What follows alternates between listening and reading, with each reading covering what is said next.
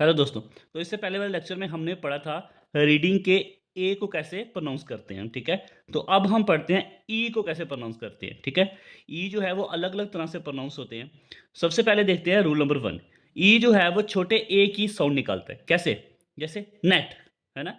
नै, तो छोटी छोटी ए, यहाँ पे सेंट, लेस, बैग, फेंट, केक, ठीक है? तो ये कौन सी साउंड दे रहा है? छोटी ए की साउंड दे रहा है, ओके?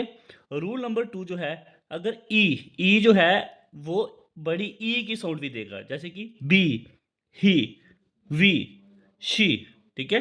तो ये क्या साउंड दे रहा है? ये बड़ी ई की साउंड दे रहा है, ओके? तो रूल नंबर फर्स्ट में हमने क्या पढ़ा था? ई जो है वो छोटे ए की साउंड देगा, जैसे नेट, सेंट। और रूल नंबर 2 में बी, ही, वी, शी, ठीक है?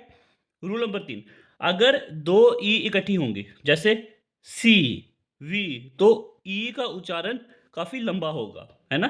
जैसे देखिए सी, वीप, डीप, बी, स्लीप, ठीक है? तो जब 2 ई होगी तो ई का उच्चारण जो है वो काफ़ी लंबा होगा। ये है रूल नंबर 3। नंबर 4 में देखिए, अगर ई के साथ ए आएगा, ठीक है?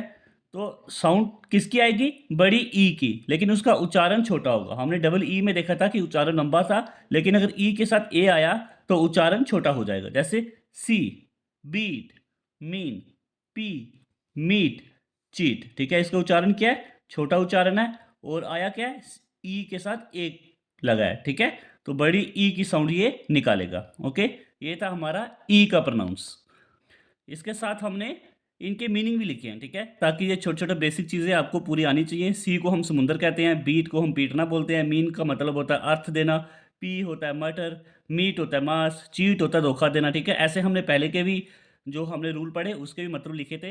तो ये काफ़ी आपको हेल्पफुल होंगे। ये बेसिक-बेसिक चीज़ें हम स्टडी कर रहे हैं। इसके आगे हम पूरी कंप्लीट इंग्लिश भी डिस्कस करेंगे, कैसे हमने इंग्लिश बोली है, ठीक है? धन्यवाद।